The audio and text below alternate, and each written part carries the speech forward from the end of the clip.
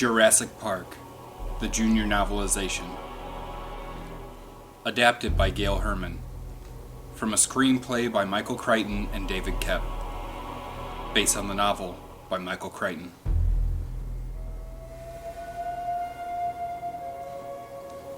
Prolog. On a small island off the coast of South America, nighttime fell. Searchlights clicked on, and suddenly, a tropical jungle was brightly lit. A dozen workers stood guard around a section of the jungle. The area was closed off by a tall, electrified fence, the kind of fence that would surround a prison. But this wasn't a prison. It was an animal pen. The workers got their stun guns ready. Slowly, a large crate was lowered to the ground. A door slid open in the fence. Then, the crate was pushed up against the opening, and a worker jumped on top of the crate. He grabbed hold of the handles, trying to lift a panel. It was stuck. The worker pulled harder. Then, all at once, the panel flew up, and the worker lost his balance. He fell to the ground on the other side of the fence, and the crate was open. Roar! A terrifying sound came from inside. Quick as lightning, a claw whipped out. It reached for the fallen worker. Then it took hold and dragged him toward the crate. Fire! Fire! Now! Ordered a voice. The stun guns flashed, but it was too late. The worker was gone. Chapter 1. The sun beat down on Dr. Alan Grant. It was hot, and there was no trees to give him shade.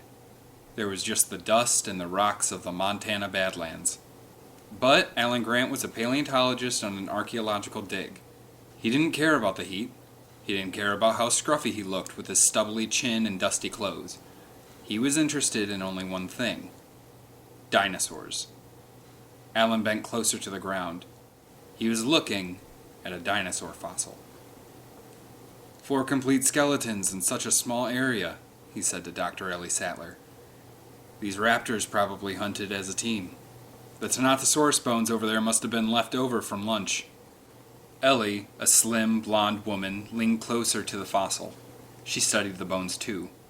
Dr. Grant, Dr. Sattler, called a volunteer from across the dig. We're ready to try the computer again. Alan sighed. He didn't want to leave the excavation site. I hate computers, he muttered to Ellie as they headed back to the base camp. Alan didn't care for the camp either. It was like a circus, with tents everywhere and grown-ups and kids running around. Why do these volunteers have to bring their kids anyway? Alan asked. Ellie didn't answer. She knew how Alan felt about kids. For some reason, he just didn't like them. Alan and Ellie walked into one of the tents. Inside, volunteers were grouped around a computer screen. They were looking at a dinosaur skeleton. A radar pellet was shot into the ground around the fossils. They could see the entire skeleton without digging it up. Velociraptor? Ellie asked Alan. Yeah, in good shape too. Look at the bones in the wrists. No wonder the dinosaurs learned how to fly. A volunteer laughed. Dinosaurs? Fly? Obviously you haven't read my book, Alan said to him. Maybe dinosaurs have more in common with birds than reptiles. Even the word raptor, as in velociraptor, means bird of prey. A boy stepped forward to look at the screen. It doesn't look very scary, he said. Looks more like a 6-foot turkey. Alan looked the boy over. Not scary, huh? Try to imagine yourself in the age of dinosaurs. You move into a clearing, but the raptor knew you were there a long time ago. It bobs its head and moves like a bird. You keep still. You think if you don't move, he won't see you. That would work with the Tyrannosaurus Rex, but not the Velociraptor. And the attack comes. Not from the front, not from the side. It comes from the 2 raptors you didn't even know were there. They slash at you with their claws. It's like a razor cut, fast and deep. The boy backed away, his eyes wide with fear. So, try to show a little respect. Alan said as he left the tent. Ellie came up behind him. If you wanted to scare him, you could have just pulled a gun. Alan shrugged. He felt a little bad, but he just didn't like kids. They were always in the way. You know, he said, me and kids... You old fossil, Ellie said, giving him a hug. Ellie loved Alan, but he could be so annoying, especially when it came to kids. She wondered if he would ever change. If not, could they have a future together? Suddenly, a strong wind sprang up. Dirt and sand blew everywhere, and a roaring noise filled the air. A helicopter was landing. An elderly man got out of the helicopter. Alan was furious. Who was this man? Why had he flown in like that? Didn't he realize there was a dig going on? But before Alan had a chance to say anything, the man introduced himself. John Hammond, he said. It's nice to finally meet you, Dr. Grant. John Hammond? The name sunk in, and Alan realized he was talking to the man who was funding the excavation. I can see my money has been well spent, Mr. Hammond continued, looking around. But I'll get right to the point. I own an island off the coast of South America. Spent the last 5 years setting up an animal preserve there. It's really fantastic. Our attractions will send kids right out of their minds. But there's this lawyer. He says I need experts to look over the park. I'd like you two to give your okay. You know, say it's safe. Endorse it. I'd like you to come down for the weekend. I already have a jet waiting. What kind of park is it? Asked Alan. It's... John Hammond paused, smiling. Right up your alley. Dennis Nedry sat at an outdoor table in the restaurant, waiting impatiently. He was a large man with a big grin, but his eyes were cold and the grin was nasty. Very nasty. Nedry watched as a taxi pulled up to the curb and a man carrying a briefcase got out. Over here, Dodgson! Nedry called to him, still grinning. Dodgson headed over and then slid his briefcase across the table. You shouldn't use my name, he said in a low voice. Dodgson! Dodgson! Dodgson! Nedry said, even louder as he took the briefcase. Nedry didn't care if he made Dodgson mad. He only cared about the money he was going to make. Dodgson's company wanted something Mr. Hammond already had. Dinosaur specimens. They wanted to clone dinosaurs too. And as the designer of Hammond's high-tech security system, Dennis Nedry could help him. For a price, of course. Dodgson pointed to the briefcase. There's $750,000 in there, he said. You'll get the rest on delivery. That's $50,000 for each specimen, and there are 15 of them. Nedry's eyes narrowed. I know. Don't worry. I'll get 'em all. How do I carry 'em off the island? Dodgson showed him an ordinary can of shaving cream. Then he slid the bottom open. Inside were 15 different compartments, one for each specimen. Nedry nodded his approval. I'll meet your guy tomorrow night at the dock. Make sure he gets it right. I built 18 minutes into the computer program so I can beat the security system. 18 minutes and your company gets years worth of research. Shh, Dodgson said hurriedly. A waiter was coming over to leave the check. Nedry looked down at it, then up at Dodgson, smiling his nasty grin. Dodgson paid the check. A few hours later, Ellie and Alan were in South America. They were boarding a helicopter that would take them to Mr. Hammond's island. Besides Mr. Hammond, there were 2 other men with them. The first was the lawyer Mr. Hammond had told them about, Donald Gennaro. He seemed nervous, and even though he was wearing a safari outfit, he still looked like he'd be more comfortable sitting behind a desk. The other passenger was Dr. Ian Malcolm. Ian Malcolm was a mathematician. Like Alan and Ellie, he was going to check over the park. Tall, thin, and dressed all in black, he also looked out of place. But he didn't seem nervous. Instead, It seemed as if Ian had found the whole situation funny.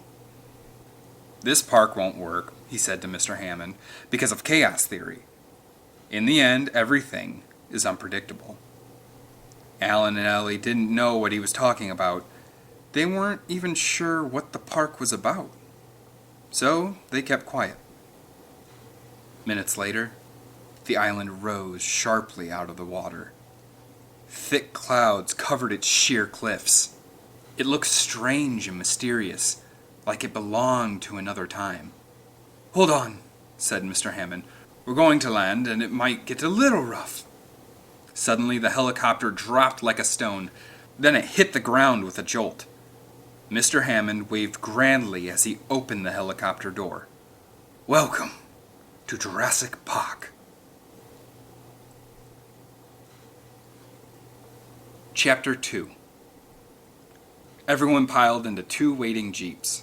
In one, Mr. Hammond was talking to Donald Gennaro. "Relax and enjoy yourself. It's completely safe here.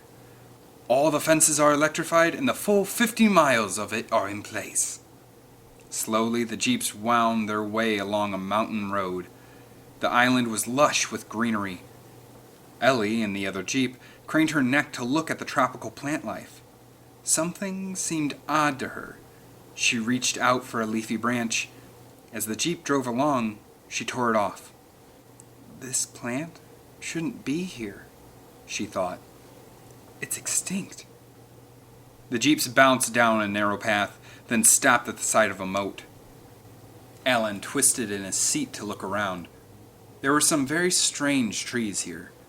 They didn't have any leaves. Alan raised his head, looking higher, and higher still. Suddenly his mouth dropped in surprise. Those weren't tree trunks at all. They were legs. He lifted his head back all the way, and the legs belonged to a dinosaur. A living, breathing dinosaur. "Oh," said Ellie, seeing it too. The Brachiosaurus, 35 feet tall, stared down at the people in the jeeps. Mr. Hammond strolled over to their jeeps, smiling happily. He looked like a kid showing off his new bicycle. "You want to pet it?" he asked. No one could answer. The sight of the giant dinosaur was just too much. Ian Malcolm was staring in amazement. Then he said, "You did it. You actually did it." Alan still couldn't speak. He could only stand in his seat, trying to get closer to the Brachiosaurus. Then he noticed the other dinosaurs. There was a whole group of them across the moat, munching on leaves from the treetops. He let out a whoop of joy. "Ha!" he cried as Gennaro came running over. Are these... Gennaro stuttered. "They're herbivores," Mr. Hammond said. "Relax, they only eat plants." Gennaro seemed to calm down, but Ian Malcolm couldn't resist teasing him a little. "They could still step on you," he said smugly. Finally, Alan and Ellie found the words they were looking for. They both began to talk at the same time. "The movement, the grace, it's not what," Alan said. "The experts said," Ellie continued. "We can just tear up the rule book," Alan finished for her. In the distance, a herd of dinosaurs ran across a grassy plain. "Look," he said. "They move in herds," said Ellie. "We were right." Now everyone was chattering excitedly. But the Brachiosaurus didn't take notice. It had a dull, pleasant expression on its face, and as it stretched its long neck across the moat and passed right in front of the jeep, its expression didn't change. Gennaro drew back in alarm, but the dinosaur was just reaching for some nearby leaves. A moment later, the dinosaur pulled back, dropping branches on the hood like a dribbling baby. Mr. Hammond led Gennaro back to the first jeep. The cars started up again, and everybody kept talking as they drove through the park. "The dinosaurs are amazing," said Alan and Ellie. "The park would be a wild success," said Gennaro. All his fears were forgotten. They were going to make millions. The only one who kept quiet was Ian Malcolm. As the jeeps pulled into the main compound, he said one word: crazy, and he shook his head in dismay. The main compound was a large area fenced in from the rest of the park. Inside were 3 structures. Walkways led from one structure to another, and the workers bustled all around. They were completing the buildings, finishing walls, placing bars on the windows. There was still a lot to do. Only one structure was complete, and it wasn't even a building. It looked more like an animal pen, or a prison. Mr. Hammond took everyone into the biggest building. It was the visitor center. In the lobby, 2 huge skeletons were under construction, a Tyrannosaurus Rex and a Brachiosaurus. As the group walked past the scaffolding, Hammond started to explain the park. It will be the biggest and best amusement park in the world. I'm not just talking about rides. We made living, breathing attractions so astounding that they will capture everyone's attention. Now, I bet you're wondering how these dinosaurs got here.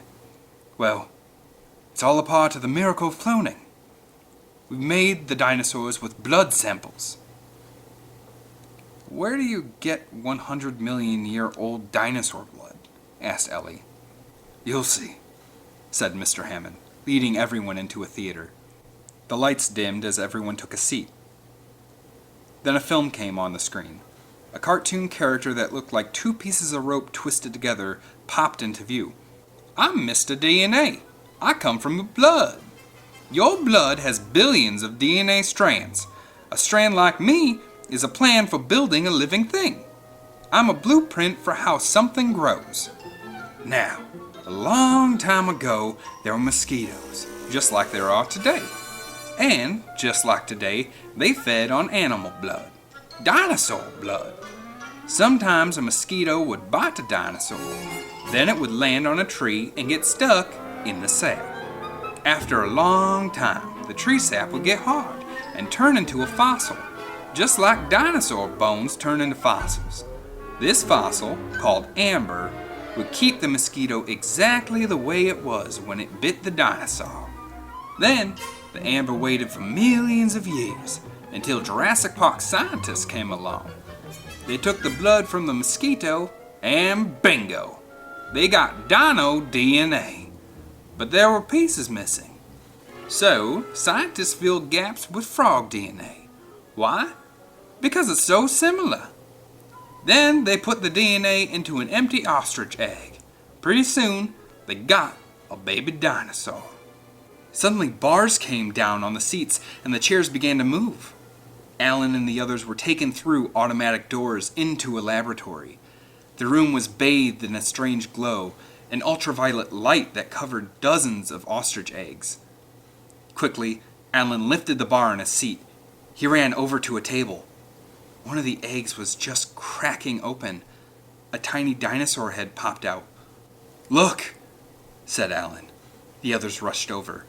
Mr. Hammond smiled. I like being here for the birth of every dinosaur, he said. But you can't be, Ian put in. What about the dinosaurs born in the wild? Oh, that can't happen, Mr. Hammond answered. You see, all the dinosaurs are female. Ian didn't believe him. How do you know? You go into the park and lift up their skirts? Because you can't control something like that. Life cannot be controlled. It breaks free, it grows. Life always finds a way. Alan, meanwhile, was holding the baby dinosaur. It looked like a yellow lizard with brown stripes. Alan measured and weighed it with the lab equipment. He counted the bones running along its back. It can't be that kind of dinosaur, he thought. No one would take that kind of chance. What species is this? He asked. It's a velociraptor, said Mr. Hammond. You bred raptors, said Alan.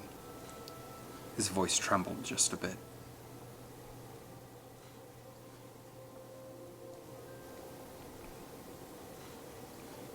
Chapter 3. The raptors were kept in the animal pen right in the compound. Alan rushed over, the others following behind. We plan to show you the raptors after lunch, Mr. Hammond said, trying to lead Alan back to the visitor center. But Alan was intent on seeing the dinosaurs. He leaned in close to the fence, making sure not to touch it. He didn't see any raptors. The pen was too overgrown with jungle plants and trees, but Alan did see a giant crane. It was dropping a large animal into the pen. Alan squinted. It looked like a steer. The steer seemed frightened. Its legs were still attached to the crane by a thick rope. They flailed wildly as it fell. Then the animal disappeared behind some trees and the thick rope went slack. Suddenly the rope jerked, like a fishing rod that had caught a fish. Then it twisted and turned every which way. Plants shook back and forth. Alan heard vicious growls and a crunching sound. And seconds later, all was quiet. The crane pulled up the rope. There was nothing on the end. The steer was gone. Every bit of it had been eaten. Everyone stood in silence. They were too shocked to speak. "The raptors," said a grim voice. "They should all be destroyed." Robert Muldoon, the park's game warden, was standing behind them. He had a hard look on his face. "The killers are 8 months old," he continued, "and they move at cheetah speed, 60 miles an hour. And they're amazing jumpers." "Are they intelligent?" asked Alan. "Very." Mr. Hammond clapped his hands together. He wanted everyone's attention. "Yes, but we've taken steps for safety," he said. "We have the electrical fence, we have the steel frames on all the windows, everything is under control. Now, who's hungry?" Lunch was served in the visitor center restaurant. Afterward, everyone stayed at the table. They were talking about the park. "We're going to make a fortune," Gennaro said happily. "And we can charge anything we want." His earlier fears had been replaced by greed. Mr. Hammond frowned at him. That wasn't why he built the park. He built it for dinosaur lovers, for children. Eagerly, he listened to the others. "Don't you see the danger?" Ian Malcolm was saying. "You view scientific power like a child who's found his father's gun. You don't know what you've created." Then Ellie spoke up. "The question is, how much can you know about an extinct system?" Mr. Hammond looked upset. 2 experts thought the park would fail. And Alan, after thinking long and hard, had to agree. Dinosaurs and man, together. No one knew what would happen. Outside, a horn blasted. Mr. Hammond stood up and said, "You 4 are going to have a little company when you visit the park." He was hoping a Jurassic Park tour would change their minds. "Maybe Tim and Alexis will help you get into the spirit." "Who?" said Alan. Mr. Hammond ushered his grandchildren into the room. Tim looked like he was 9 years old. His sister Alexis looked about 12. "After all," said Mr. Hammond, introducing them all, "kids are our real audience." Kids here, too? Alan thought. He'd never escape them. 2 electric jeeps pulled up to the front of the visitor center. They were running along a trail almost like a train. "I read your book," Tim said to Alan as they waited to board. He was looking at the paleontologist with wide eyes. Tim was a dinosaur nut, and Dr. Alan Grant was his hero. "Do you really think the dinosaurs turned into birds?" "Well, a few species may have evolved," Alan stammered. For some reason, this kid was making him nervous. He tried to move away, but Tim kept on his heels. Alan walked around and around the 2 cars, trying to lose him. Finally, everyone settled into the car's seats. Alan relaxed. Tim sat with Alexis and Gennaro in the front car. Alan was in the second one, with Ellie and Ian Malcolm. "We'll be watching from the control room," Mr. Hammond said to them. The cars jerked forward. They passed through big iron gates. Seconds later, they were in the jungle. A voice came over the speakers in both cars. "Welcome to Jurassic Park," it said. Chapter 4. Inside the first car, Gennaro hit the buttons on the video display. "What's wrong with this computer?" he muttered. "I can't make it work." It's an interactive CD-ROM, Alexis explained. She took over the controls. Lex is a computer nerd, Tim said. Lex corrected him. I'm a hacker. Just then the cars came to a stop. They were on the top of a hill. Below them was a field with a river running through it. Look to your right, the recorded voice was saying. You will see a herd of dinosaurs called Dilophosaurus. A carnivore or meat eater, this dinosaur is poisonous. The Dilophosaurus spits venom. This poison blinds and paralyzes the prey so that it can't see or move. The passengers pressed up against the car windows. They heard a faint hooting sound, but they didn't see a single dinosaur. After a few frustrating moments, the cars started up again and moved along a high ridge. At last, they stopped at the edge of a large, open plain. A tall fence stood in front of the cars, and danger signs were posted all around. The cars were right next to the Tyrannosaur paddock. Once again, everyone squirmed in their seats for a better look, but there was nothing. No Tyrannosaurus Rex. They sat back, disappointed. Ian picked up a microphone that connected him to the control room. You do plan to have dinosaurs on this dinosaur tour, right? He asked Hammond. Alan stared at the window. He thought he saw... There! At the end of the field, outside the fence, he saw something move. But the cars were moving again. Alan had to see what it was. He pushed open the door and jumped out. Alan? Ellie said, surprised. She jumped out too. That's chaos theory in action, Ian muttered to himself. Nobody could have predicted they'd jump out of a moving vehicle. Then he left the car. Soon everybody was out in the open, following Dr. Grant down the hill. Back in the control room, Mr. Hammond was watching everything on the video screens. There were dozens of screens set up around the room. They showed different parts of the park, and all the different dinosaurs. There were computer terminals too. They worked the video screens, kept the phones in order, the fences electrified, and all the security systems operating.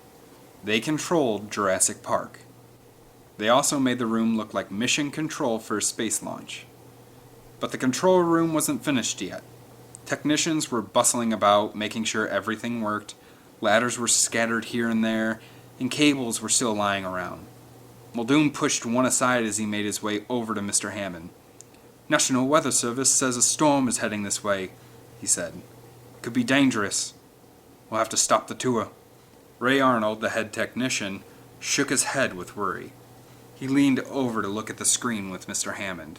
Then he jotted down some notes. Headlights broken, he said, looking at the electric cars. This computer's not even on its feet yet. Dennis! Mr. Hammond called out to Dennis Nedry, the computer expert. These lives are in your hands! Then his eyes widened in shock. Alan and the others were leaving the cars. Dennis Nedry wasn't interested in the tour group, or in the problems with the computer system. It was time to execute his plan to steal the dinosaur specimens for Dodgson.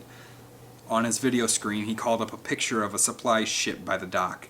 The ship was pitching back and forth on rough waters. Then Nedry pressed another button, and the screen changed. Now it showed a steel door marked Restricted. Nedry knew dinosaur specimens were kept behind that door. Nedry went over his plan in his head. Shut down the security system, put the dinosaur specimens in the fake shaving can, then drive to the dock and hand them over to the ship worker. That was all he had to do.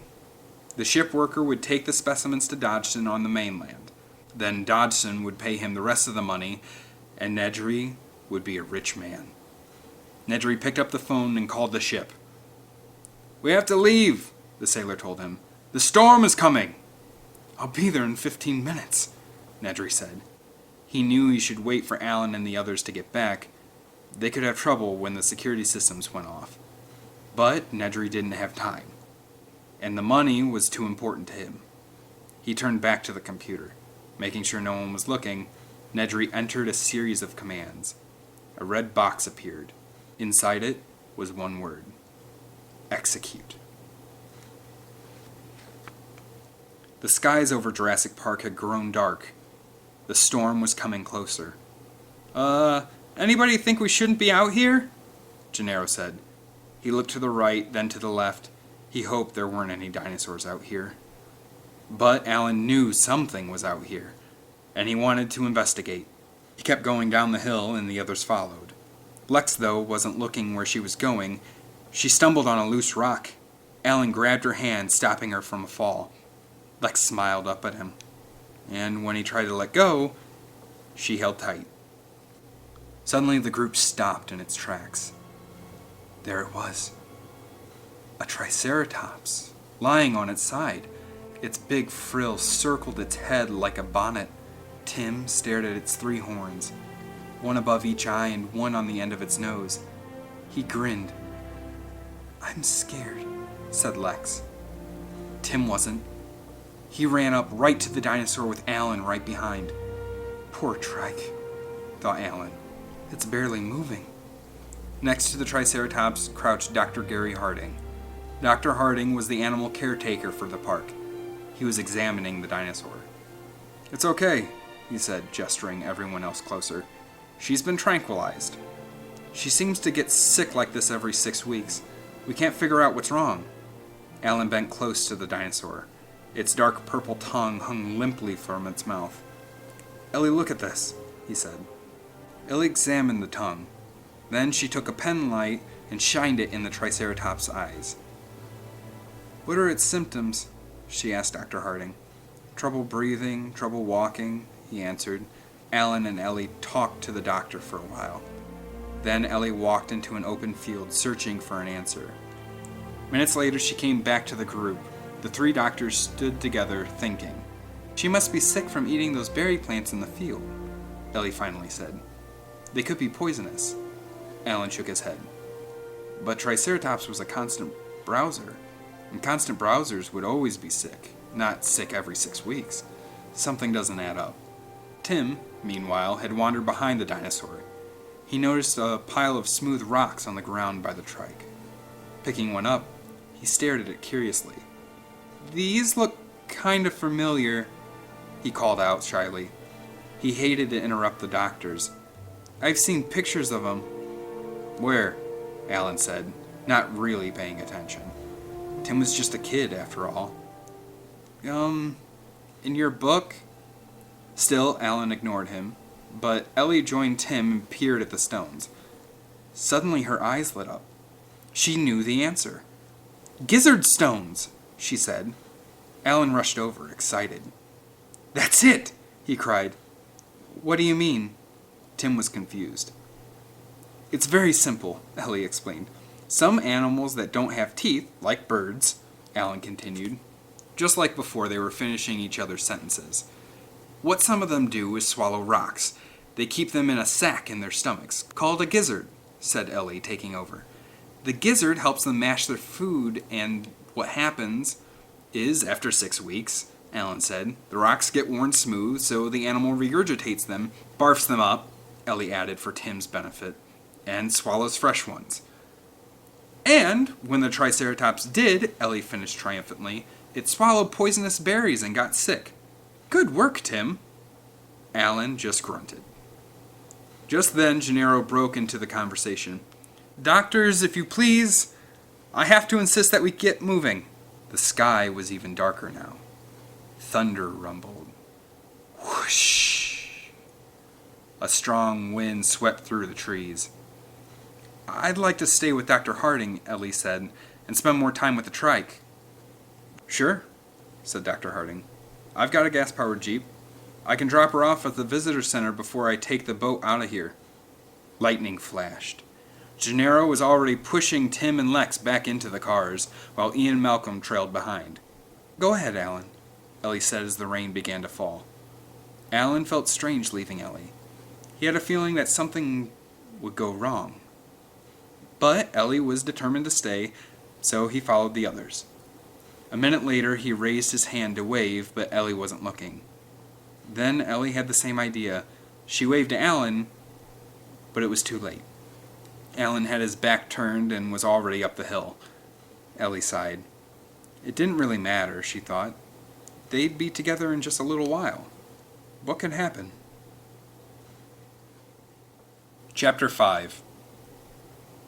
Mr. Hammond was still watching the video screens. "Good," he said. "They're in the cars again." The rain was coming down in driving sheets now. "I'm turning the cars around," Ray Arnold said to him. "They're coming back." Dennis Nedry stood and pretended to stretch. "Anybody want a Coke?" he asked. Everyone shook their heads, too busy to pay attention. Nedry grabbed the fake shaving can and took a step toward the door. Then he turned as if he remembered something. "Oh, I had to debug a few things in the computer. One or two little systems might turn off." Mr. Hammond nodded absently. He wasn't even looking at Nedry. Nedry saw his chance. Quickly, he reached back to the computer and pressed execute. Now he had 1 minute before the security systems would shut down. He raced to the specimen room. Just as he approached the door, the security lock clicked off. Perfect timing.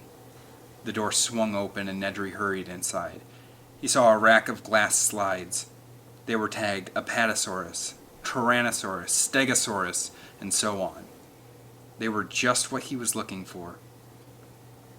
Ray Arnold sat at his computer looking confused. On the screen, red lights were blinking off, one by one. "That's odd," he said to John Hammond. "Door security systems are shutting down." "Well, Nedry said a few systems would go offline, didn't he?" Mr. Hammond said calmly. Arnold kept staring at the computer screen. Blue lines started to flick off too. "Now fences are failing," he called out. Then, "The phones are out." Pfft. Suddenly, all the video screens in the control room went black. "Power's out everywhere!" Arnold shouted. "A few little systems? Ha!" In a panic, Arnold raced over to Nedry's computer. He punched one button after another. He couldn't change the screen. Nedry had jammed the computer. He was the only person who could turn everything back on.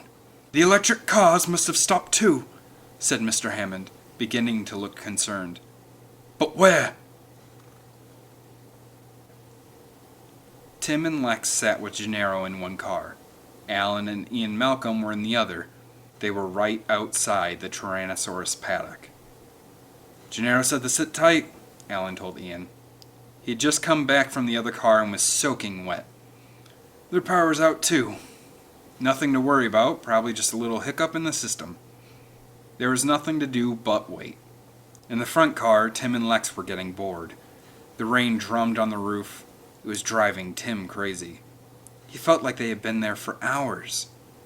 "I think Mr. Grant is really smart," Lex said dreamily. She thought he was cute too, but she'd never say that to Tim. She looked over at her brother. Besides, he was staring out that window, ignoring her as usual. "Did you feel that?" Tim asked. At first, Lex didn't know what Tim was talking about. But then she felt it too. The car was shaking. There were loud, quaking sounds, and it seemed as though the earth was moving, like something was taking giant footsteps. Gennaro's eyes widened in fear. The sound got louder. The vibrations felt stronger.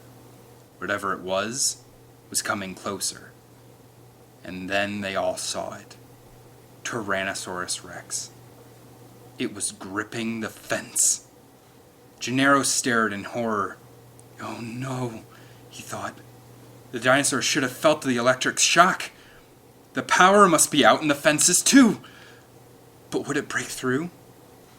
The T-Rex swung its mighty head. Tim gasped. Its boxy head was bigger than Tim's whole body, and its body was bigger than a bus. The dinosaur waved its short, silly-looking arms in the air. Then it clawed the fence. The Tyrannosaurus was tearing it down. All at once, Gennaro bolted from the car. He didn't say a word. He just ran, leaving Tim and Lex alone. Lex began to scream, but Gennaro didn't stop. He raced toward a small building in a short distance down the road. Moments later, he reached it and ran inside. But the building wasn't finished yet. Gennaro couldn't lock the wooden door behind him. "What's he doing?" Ian asked Alan. They hadn't noticed the Tyrannosaurus yet. Then they saw the fence come down. The Tyrannosaurus was free. It stood on the park road eyeing the two cars. "Don't move," Alan whispered to Ian. "You can't see us if we don't move." The T-Rex bent down. It peered through the car window at Ian. Ian froze. He couldn't have moved if he wanted to. Suddenly, the first car lit up like a beacon. Lex had turned on a flashlight. The dinosaur raised its head. It was drawn to the light. "I'm sorry, sorry," Lex mumbled to Tim as the T-Rex thundered closer. It lifted its head high. Tim and Lex could see it through the sunroof. Roar! The dinosaur opened its mouth wide, then roared again. It was so loud, the car windows rattled. Then, the T-Rex struck. Chapter 6. The dinosaur lifted its powerful leg. Smash! It kicked the car, windows shattered, and the car tilted on its side. The dinosaur lowered its head and butted the car off the road. Inside, Tim and Lex tumbled about as the car rolled over. Now it was upside down. Tim twisted around to look out the window. They were right by a cliff. The T-Rex towered over the car. It put one leg on the frame and tore at the undercarriage of the car with its jaws. Biting at anything it could get a hold of, it ripped the rear axle free, tossed it aside, and bit a tire. Lex and Tim were trapped, and the dinosaur was about to push them over the cliff. Alan couldn't stand it anymore. He had to do something. Jumping out of the car, he shouted, "Hey! Over here!" The dinosaur dropped the car and turned toward him. Alan waited to get its complete attention. Then he threw a flare over the cliff. The Tyrannosaurus lunged after it, but stopped inches from the edge. Ian Malcolm watched from the car. Then, in a flash, he leapt out of the car too. Quickly he ran for the building, but he caught the dinosaur's eye and the T-Rex whirled around. As it did, its tail snapped behind it, striking Alan. Alan went flying, but the dinosaur only noticed Ian. It gave chase, bending close to the ground. Then, with one flick of its head, it nudged Ian from behind. The dinosaur didn't use much of its strength. Still, Ian sailed through the air and smashed through a wood portion of the wall and into the building. Inside, Gennaro was cowering in a corner next to a toilet. He was in a bathroom. Suddenly, the Tyrannosaur's head broke through the wall. Wood chips and cement pieces flew everywhere. Crash! The roof collapsed in. Ian and Gennaro were buried in the rubble. Slowly, Alan got to his feet. He watched the T-Rex nose around the fallen building. Then he saw it stop. It had found something. Alan couldn't bear to watch. He turned away as Gennaro screamed. There was nothing Alan could do to save him. And probably he thought Ian was a goner too. But he could try to help the kids. He scrambled over to the smashed-up car. Reaching in through the broken window, he pulled out Lex. "Tim's knocked out," she told him. Boom! A giant T-Rex foot landed right in front of them. Alan and Lex stood still as statues. There was nowhere to go.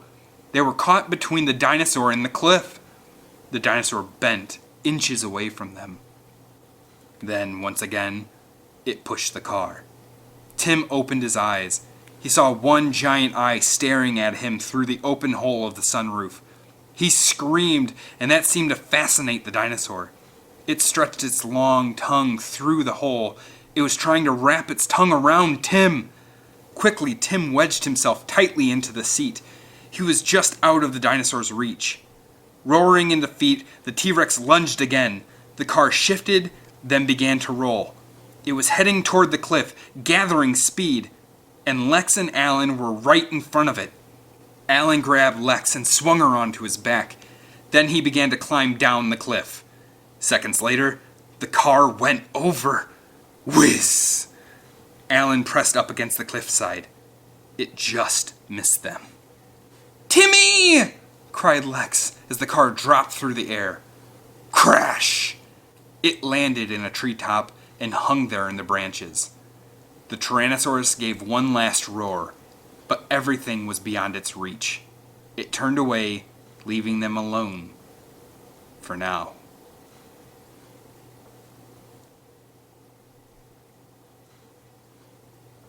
Chapter 7. Dennis Nedry jumped into a jeep. He had to hurry if he was going to make that boat. Clutching the shaving cream can full of dinosaur specimens, he drove through the park gates. A moment later he came to another gate. This one said, "Danger! Electrified fence. This door cannot be opened when fence is armed." But Nedry knew the fence was turned off. He reached over and pushed it open.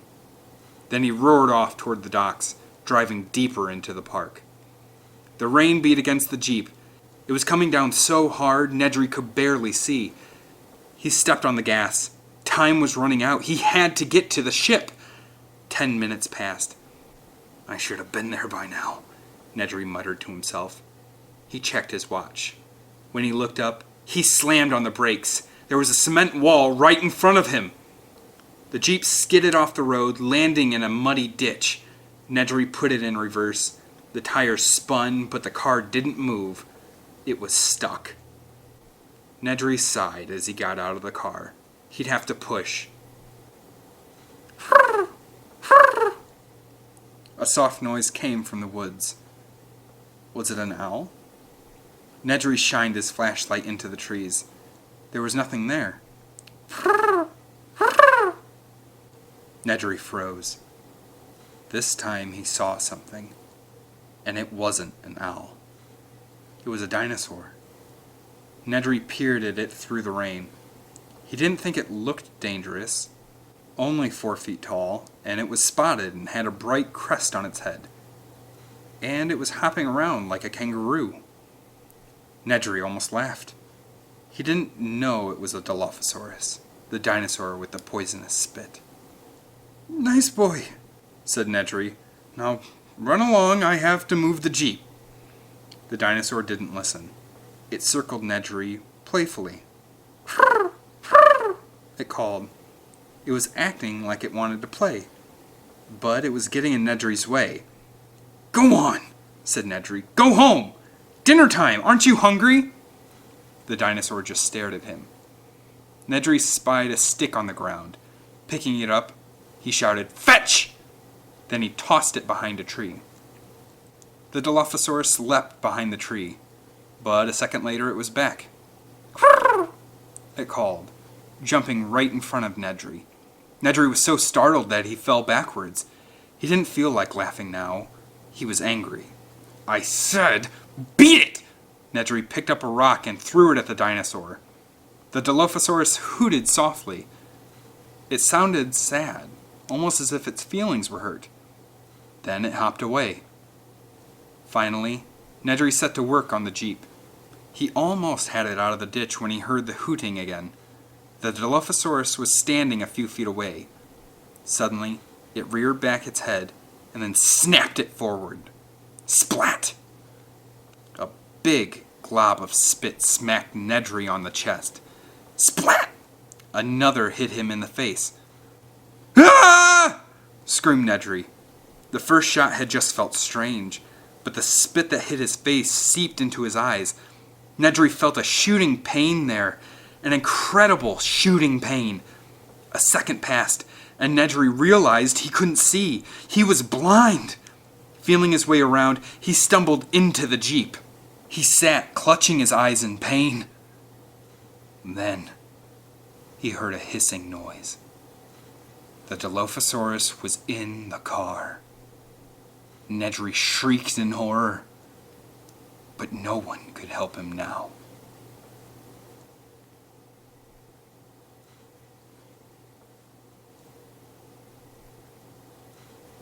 Chapter 8.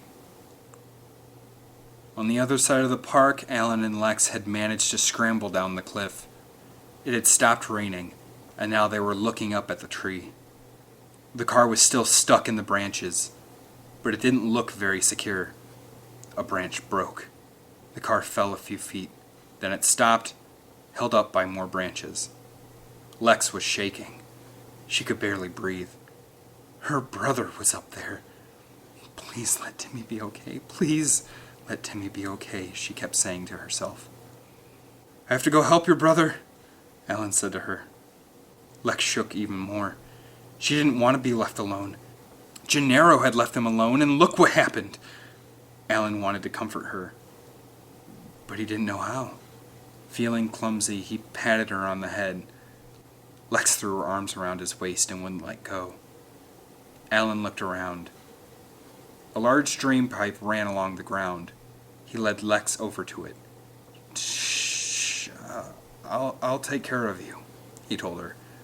"I'm not going to leave. You just stay here for a few minutes while I help Tim. You'll be okay."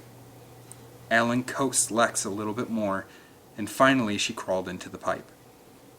Alan made sure Lex was safely inside, then he walked back to the tree.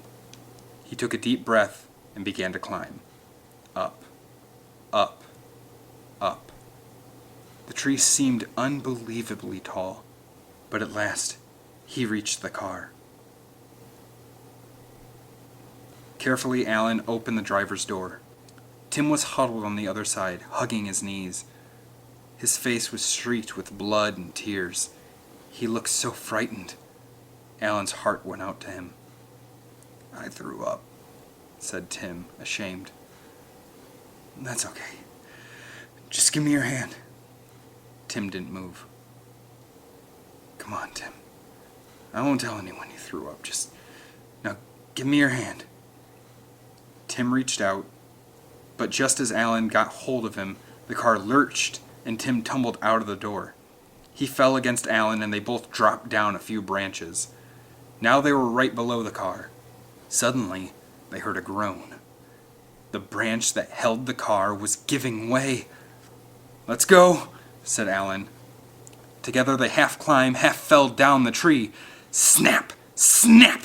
More branches broke. The car was falling. It was heading right for them.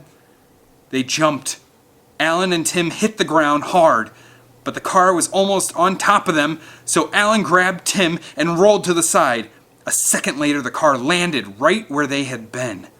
The car stood upright, its roof inches from Alan and Tim. Suddenly, it tipped over. Tim squeezed his eyes shut.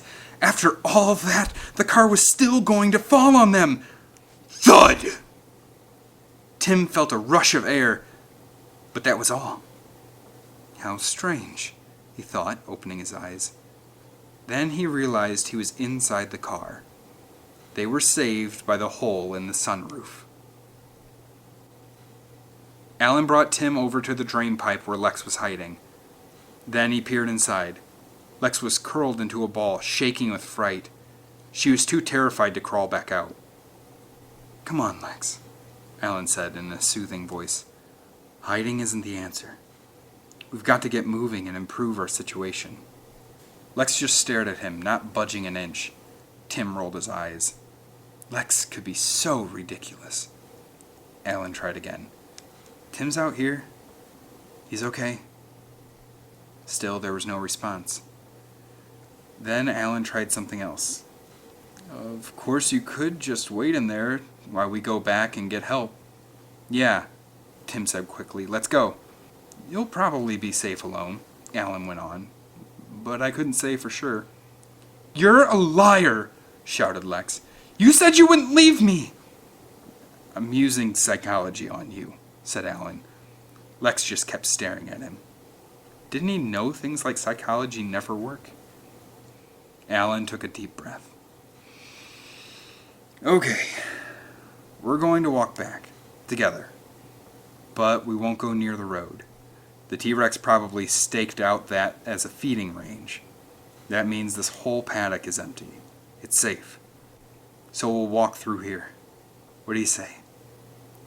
In answer, Lex crawled out of the pipe. Alan sounded so sure of himself. He made everything seem okay. But then, as they began to walk, Alan made a mistake. He kept talking. It might be a little slow going, but it can't be more than 3 or 4 miles to the visitor center. Maybe the T-Rex is done feeding. No, let's not kid ourselves. A carnivore can eat 25% of its weight in just one sitting, so really it's probably just up to the main course, and... Alan stopped in mid-sentence. Both kids were in the drain pipe now.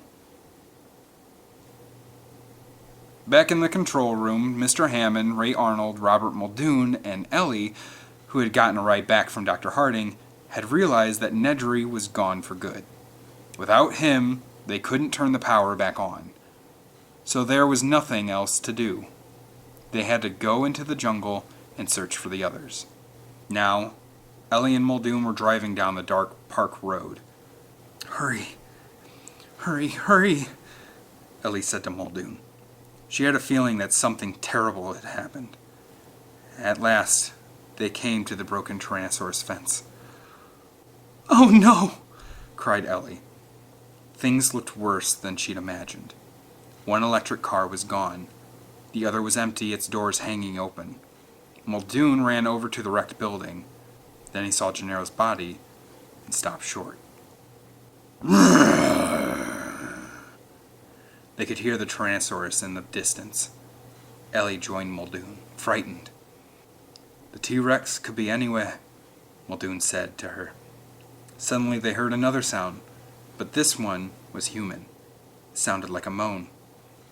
"It's Malcolm!" Muldoon cried. Ian Malcolm was half buried under the rubble. He was alive, but he was in bad shape. He was barely conscious and one leg was covered in blood. Roar! The Tyrannosaurus was closer now. "Can we risk moving him?" Ellie asked. "Please, risk it," Malcolm croaked. Carefully, they carried him to the back seat of the Jeep. Then Ellie went back to the empty car. She wouldn't give up. Desperately, she looked for clues. What could have happened? "Look!" she said. There were 3 sets of footprints. Alan and the kids were alive. Roar! The Tyrannosaurus was getting closer. The earth shook with each thundering step. The booming noise grew louder and faster. Still, Ellie couldn't leave the spot. Maybe Alan was nearby. She had to find them. Suddenly, the Tyrannosaurus burst onto the road, charging right at her. "Come on!" shouted Ian with all his might. Ellie leapt into the Jeep. Muldoon was already behind the wheel. He hit the gas and they were off. But the Jeep was too slow to pick up speed, and the Tyrannosaurus was coming in after them, fast. Ellie looked back. It was closing the gap. The Jeep smashed through branches and careened over rocks. Again, Muldoon floored the gas. Finally, the Jeep picked up speed. The T-Rex fell behind and faded from sight. For a few moments, they drove in silence. Then, Ian gave a little laugh. "You think they'll have that on the tour?" he asked.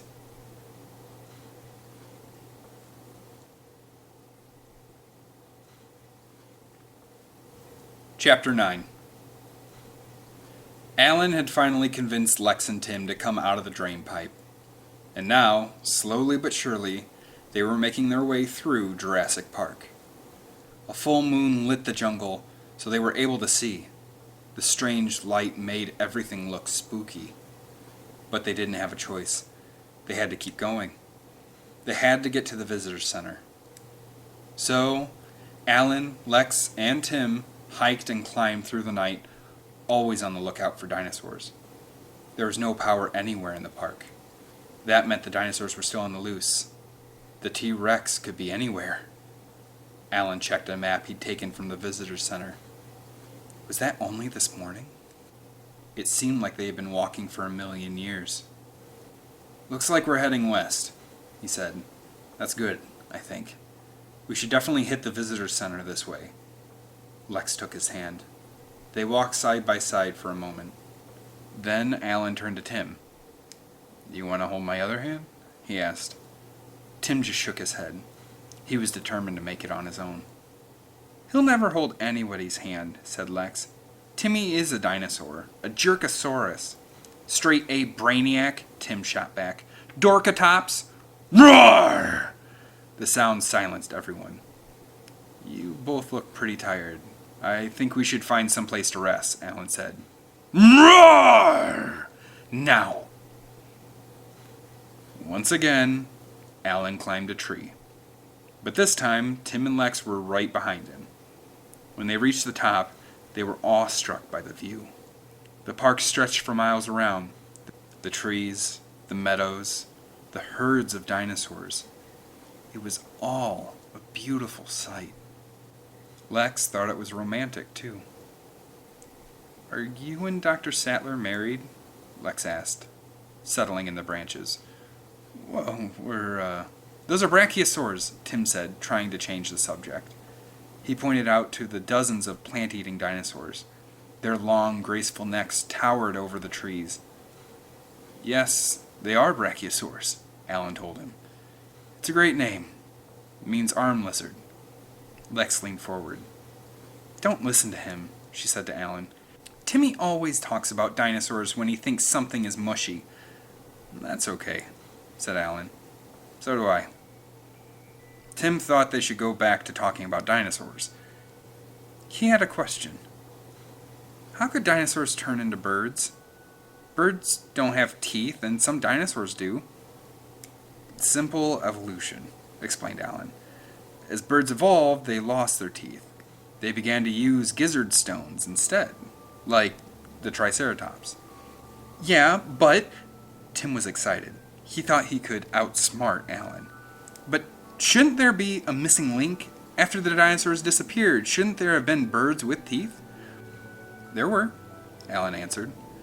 "Toothed seabirds. They were found in Kansas in the 1800s. Tim thought about that for a second. Satisfied, he stopped his questioning, and the three fell silent. They could hear the animals calling to each other. Some calls sounded just like music. Alan smiled at the pretty sounds. But, after a moment, his smile faded. Were those mating calls? He wondered. And how could that be? All the dinosaurs are supposed to be female. His thoughts were interrupted by Lex. "What if the dinosaurs come back while we're sleeping?" "I'll stay awake," Alan promised. Lex came closer and crawled under his arm. Tim hesitated for a minute, and then curled under Alan's other arm. Tim and Lex leaned back against the tree trunk. Minutes later, they were fast asleep. Alan looked down at the sleeping kids. Who would have thought that he'd be sitting here with two children under his arms? He sighed to himself. Maybe kids weren't so terrible after all. He just hoped he wouldn't let them down. The next morning, Alan and the kids woke with a start. A brachiosaurus was munching on leaves, right by their heads. Lex opened her mouth to scream, but nothing came out. "It's okay," said Tim. "It's a brachiosaurus, Lex. It's a vegisaurus." He climbed up to a higher branch so he could pat the dinosaur's head. Alan, meanwhile, was inspecting its mouth. The dinosaur didn't seem to mind. It just continued munching. Feeling a little braver, Lex edged closer. She was just in front of the dinosaur's head. She reached out, gently patting its nose. The dinosaur sneezed, but it was more like an explosion. "Ew," said Lex in disgust. She was dripping wet from head to toe. Lex dropped to the ground and stomped away. "Oh, great," Tim said to Alan as they climbed down now. "Now she'll never try anything again. She'll just sit in her room with her computer for the rest of her life." Alan jumped the last few feet. Then he saw something that made him stop in his tracks. "Oh my," he said in surprise. He crouched down and picked it up. Tim landed next to him, and Lex came over too. "What is it?" asked Tim. Alan was holding a piece of white shell. "It's a dinosaur egg," Alan said. Part of him couldn't believe it, but another part wasn't surprised at all. The dinosaurs are breeding. Right in front of him was a whole group of eggs that were already hatched. "But my grandpa said all the dinosaurs are girls," exclaimed Tim. He also said scientists changed the dinosaurs' genetic code. They blended it with frog DNA, Alan explained. And some West African frogs can change sex when there are only males or females around.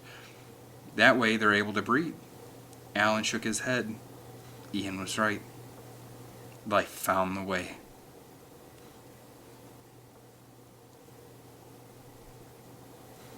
Chapter 10. The sun was coming up, and Ian, Ellie, and Muldoon were safely back at the control room.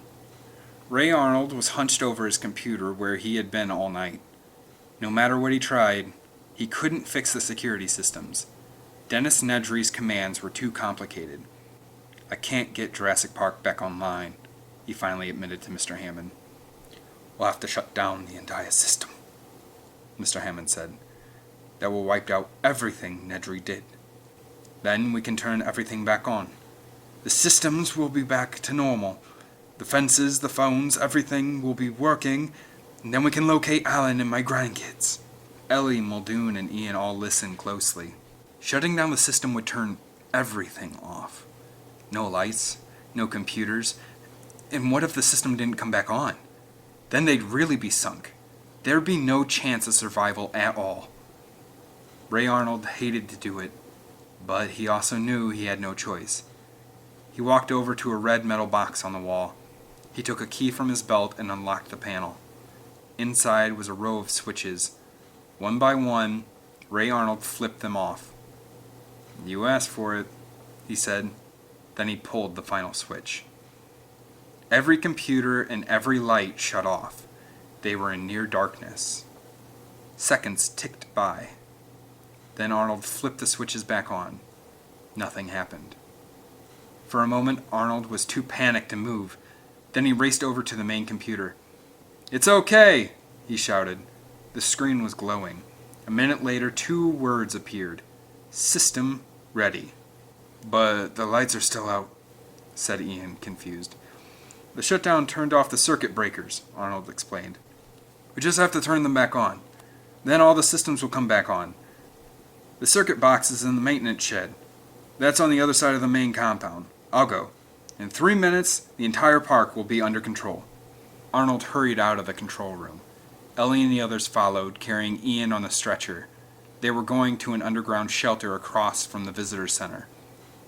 "Muldoon," Mr. Hammond ordered, "round up any staff members who are still on the island and bring them over too." Mr. Hammond thought everyone would be safer in the shelter, but even he knew it wasn't dinosaur-proof. All morning long, Alan, Tim, and Lex trampled through the jungle. At last, Alan let them have a rest in a meadow. "The visitor center should just be a mile from here. If we..." Alan stopped talking. A strange animal cry echoed through the jungle. Then the ground began to shake. Alan, squinting into the distance, could only make out shapes. But the shapes were coming closer. And seconds later, Alan realized what was happening. Dozens of dinosaurs were running. It was a stampede. "They're just like a flock of birds," said Alan, "running away from an enemy." Then he heard another cry. Roar! It was the Tyrannosaurus Rex. But where was it? The sound seemed to come from everywhere at once. Suddenly, the dinosaur herd changed direction. Now it was heading straight for Alan, Tim, and Lex. Quickly, they ran for the cover of the jungle. But the dinosaurs moved more quickly. Alan knew they'd never make it. He pulled the kids under a mass of giant tree roots. They hid just in time. A second later, the herd thundered above their heads. They could see clawed feet through the roots. The dinosaurs were running for the jungle. Roar! The T-Rex burst out from behind the trees. It had been in the jungle all along, and now it stood in front of the herd. The dinosaurs scattered, but the Tyrannosaur was already on top of them. With a mighty roar, it sunk its teeth into the closest dinosaur. Tim and Alan watched, fascinated. But Lex knew this was the time to leave, while the T-Rex was busy. "Come on, you guys," she said. They ran toward the visitor center. The underground shelter was hot and crowded, and like the rest of the park, it was unfinished. Ellie paced back and forth as best as she could among the crates and ladders. She was waiting with Mr. Hammond, Ian, Muldoon, and the other Jurassic Park employees for Ray Arnold to return. "Something went wrong," she said after a while. "I'm going to go get the power back on." "I'll ride shotgun," offered Muldoon. Everyone sprang into action. Muldoon hurried over to a steel cabinet. Inside were shotguns, rockets, and other weapons. Muldoon took the biggest gun he could find and quickly loaded it with bullets. In another corner of the shelter, Mr. Hammond unearthed a set of blueprints. He pulled out a map of the maintenance shed. Then, with Ian at his side, he pored over it inch by inch, trying to find the circuit box. Meanwhile, Ellie grabbed a flashlight from an open crate.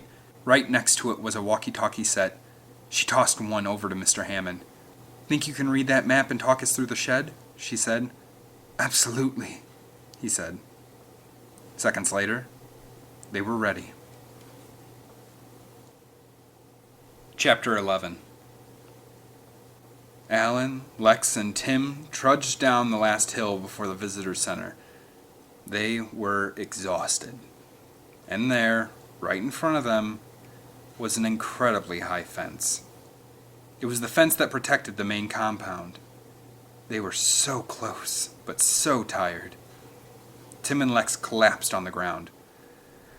"Power's still out," Alan said, poking the fence with a stick. "It's a big climb, though. Think you can make it?" "No," said Tim. "Way too high," said Lex. The Tyrannosaurus roared in the distance. Tim and Lex leapt to their feet, ready to climb. To get to the maintenance shed, Ellie and Muldoon had to cross the compound. That meant skirting the jungle and walking past the raptor pen. They stepped onto the path. "Keep moving," Muldoon whispered as they approached the pen. Ellie kept walking, but as she drew close to the raptor pen, her heart beat faster. She looked at the fence that surrounded it. "Oh, God," she said. There was a hole in the fence, a hole large enough for an animal to slip through. And Ellie knew what that meant. The raptors were out. Then Ellie saw the shed. "We can make it if we run," she said. "No, we can't. We are being hunted." Muldoon nodded toward the jungle. Ellie saw the shadow of an animal creeping through the palm trees. It was a raptor. "Run to the shed," Muldoon ordered, raising his rifle. "I'll take care of it." Ellie hopped over branches. She sprinted across open spaces. She didn't look back. At last she was there. She threw open the door and slammed it shut behind her. "I'm in," Ellie said, speaking into the walkie-talkie. "Okay," Mr. Hammond answered. He and Ian were ready to direct her, down a metal staircase and through a passageway until she reached a big metal box. Ellie found it. Then, listening to Mr. Hammond, she opened the door. Inside was a handle. Ellie pumped it. Next, she pressed a series of buttons. "The buttons turned on the Park systems," Mr. Hammond was saying. "Activate them all!" The last one was marked compound fence. Alan climbed the fence faster than the kids. He was already on the ground when he saw the warning lights flash on the fence post. The power was about to go on, and Lex and Tim were at the top. "Get off the fence!" Alan shouted. "Now!" Quickly, Lex scrambled down, but Tim froze with fear. He was too terrified to climb. The light flashed quicker and quicker. "Let go, Tim!" Alan cried. Suddenly there was a loud buzz. The fence hummed as a current ran through it. It was electrified. Tim shook violently, then he was thrown to the ground. Alan and Lex raced over. Tim's face was white. His hands were burned a bright red. But worst of all, he wasn't breathing. "Oh no! He's dead! He's dead!" Lex cried out.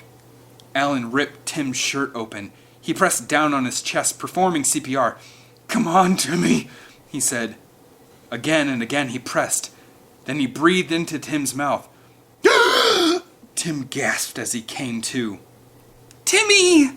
Lex shouted happily. He was still in a daze, but he was going to be all right. Alan carefully wrapped Tim's hands with a piece of his shirt. Then he and Lex helped Tim over to the visitor's center. Lights flickered on in the maintenance shed, and Ellie blinked in the sudden brightness. Then she saw the raptor. It was behind the circuit box. For a second, it just looked at her. Then it slashed out. Ellie stepped back just in time, but now something was brushing her shoulder. It was an arm. Ray Arnold's arm. He was dead, stuck behind a tangle of pipes. Ellie didn't stay for a closer look. The raptor was about to spring. She took off, running down the passageway, but the raptor was close behind. She could hear its sharp claws clicking against the floor. It drew closer and closer. When Ellie reached the door, she was just one step ahead of the raptor. Flinging the door open, she spun around and slammed it shut. Ellie took a deep breath. She was outside. Better yet, the raptor was inside. Trapped. Muldoon stole quietly through the jungle. He could barely see the gray-colored raptor through the leaves, but the raptor was moving deeper into the jungle, and so was Muldoon. Suddenly the raptor stopped. It rose to its full height. "Gotcha," said Muldoon, about to pull the trigger. Then he paused. The raptor was the perfect target. It was too perfect. Was this a setup? Those were Muldoon's last thoughts. Another raptor pounced him from behind. Chapter 12. The visitor center was deserted. Chairs were turned over, signs were on the floor, branches poked through the windows. It looked like the jungle had taken over. Alan led Lex and Tim into the restaurant. "I need to find the others," he said. "And Tim needs a doctor. Will you take care of him for me, Lex?" Lex nodded, her eyes wide. She was terrified. Tim's hair was wild from the shock of electricity. Alan looked at him for a moment. Then he smoothed it down. "Big Tim, the human piece of toast," he said softly. Tim gave a weak laugh. Quickly, before he could change his mind, Alan kissed Tim and Lex on the foreheads. Then he headed across the restaurant. "Be right back," he said, walking out the door. For a moment, Lex was at a loss. What should they do now? "Are you hungry, Timmy?" She went to the food counter and started loading things onto a tray. Suddenly she froze. "Something's here," she whispered. Through the restaurant window they could see into the lobby. There was a life-size picture of a raptor, and right next to it was a real one. "Can you run, Tim?" she asked. "I don't think so," he answered faintly. Lex pulled Tim to his feet. Throwing his arm over her shoulder, she helped him into the kitchen. As quietly as she could, she shut the shiny metal door. There was no lock. Then she led Tim down an aisle to the back of the room. They huddled behind the counter, trying to hide. All at once they saw the raptor's head. It was peering at them through the round window of the kitchen door. Bang! The raptor thumped against the metal. The door didn't budge. The raptor stared at the door handle. It was figuring out how it worked. Slowly, it reached out its clawed hand. Inside the kitchen, Lex and Tim stared. The handle was turning. The door opened. The raptor stood framed in the doorway. Drawing itself up to its full height, it snarled. Then it moved into the room, but it wasn't alone. Right behind it was another raptor. They both paused, sniffing the air. The first raptor went down one aisle.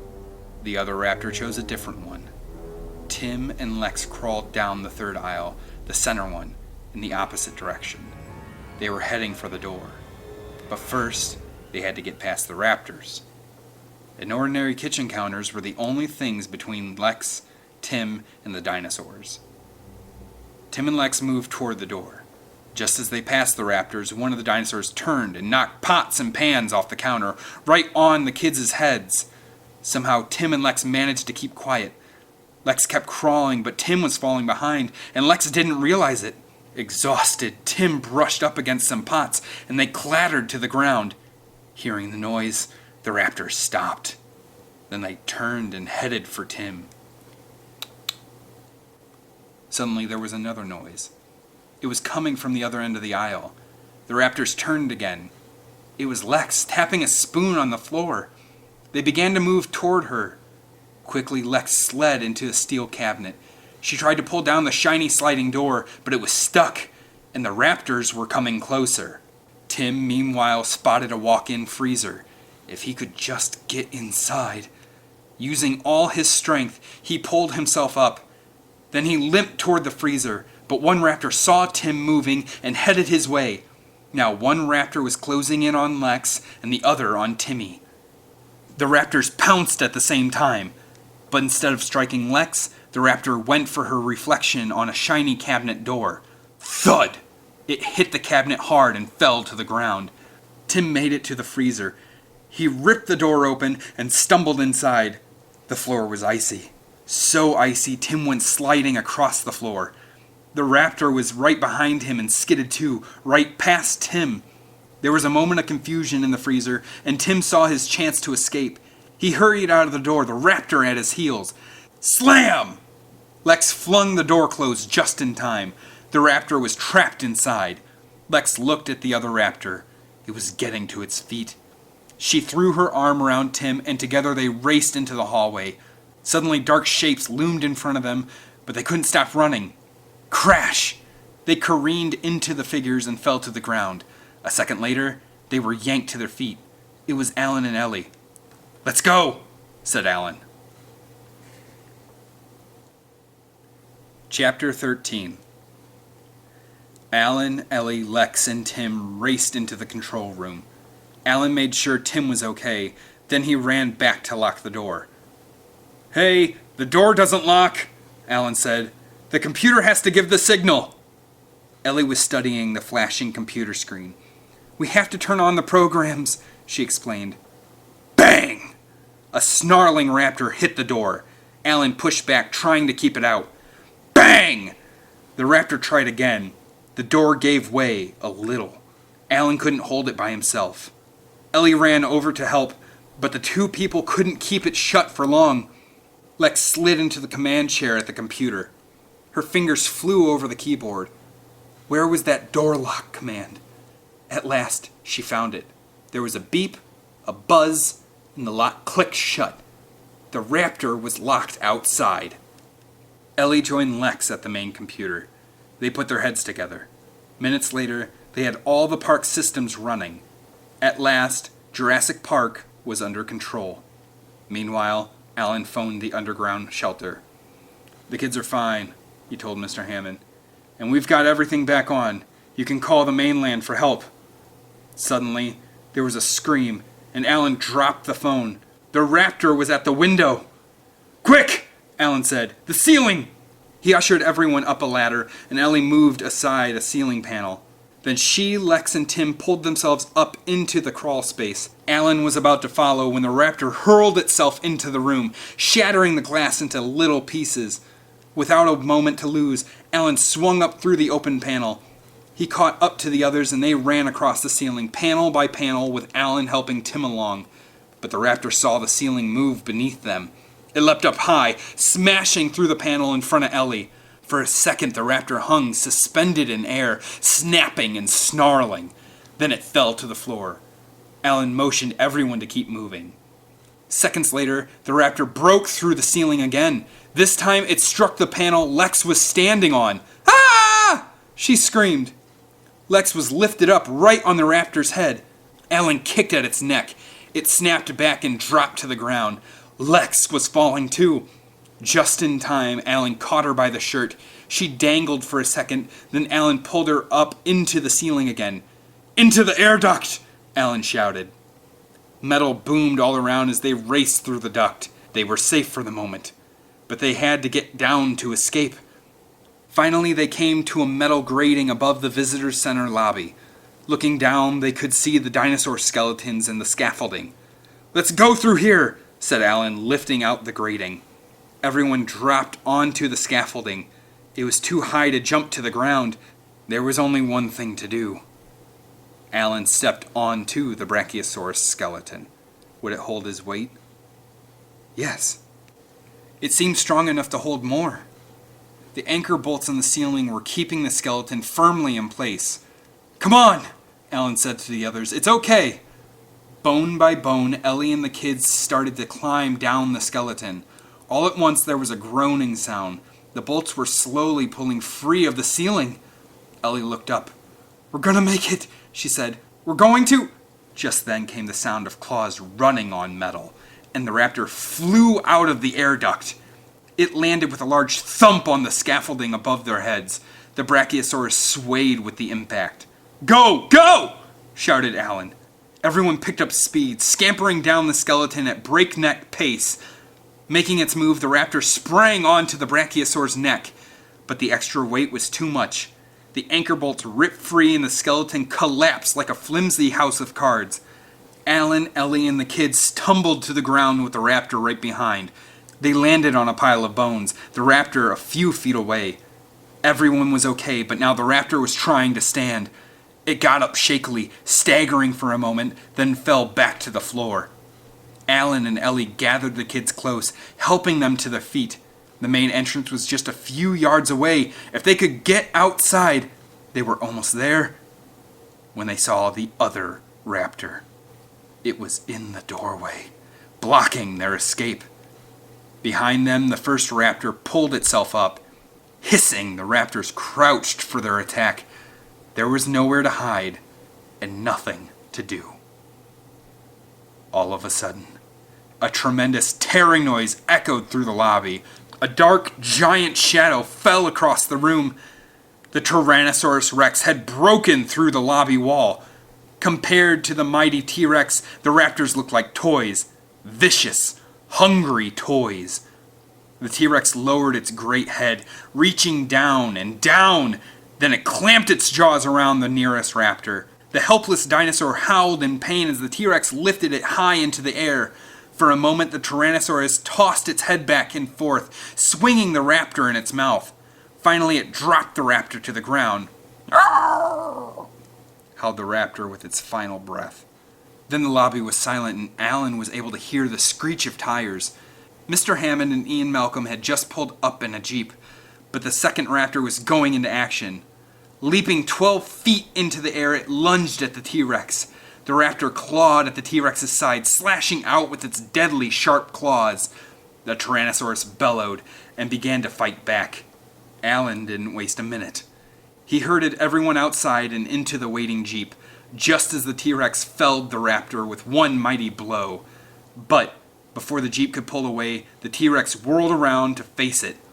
Luckily, its powerful tail struck the other skeleton, the Tyrannosaurus Rex, and it stopped in confusion. The skeleton crumbled, and Alan saw the Tyrannosaur bones fall harmlessly around the living, breathing dinosaur. Nothing can compare to the real thing, Alan thought. Nothing. And they sped away. When they were a safe distance from the T-Rex, Alan closed his eyes. He felt relief, exhaustion, everything at once. Then he looked around at Ellie, Lex, and Tim, and had to grin. "By the way, Mr. Hammond," he said, "I've given this careful consideration, and I've decided not to endorse Jurassic Park." Mr. Hammond smiled and said, "After careful consideration, so have I." A little later, everyone was on board a helicopter, heading for home. Rescue teams had been sent from the mainland along with doctors who had examined each person. Ian Malcolm was going to be fine, so was Tim. Everyone was safe and sound. They were thankful, but they also felt a little sad. Jurassic Park would never open. The dinosaurs would have to be destroyed. Dinosaurs would never roam the earth again. In the back of the helicopter, Alan sat with Lex and Tim. Ellie smiled at him. She never thought he'd be so comfortable with kids. He'd changed in the past couple days. But then she thought, they all had. They had made it out alive. They were survivors. Ellie moved over to sit next to Alan. She grabbed his hand and held it tight. Lex looked over. Quickly, she reached for his other hand. She still thought he was cute. Alan smiled at both of them. Then he gazed out the window. He saw a flock of birds fly by in perfect formation. They looked like a herd of dinosaurs running across the field. Alan nudged him. Tim looked out the window too, then grinned. He understood. In some ways, dinosaurs would always live on.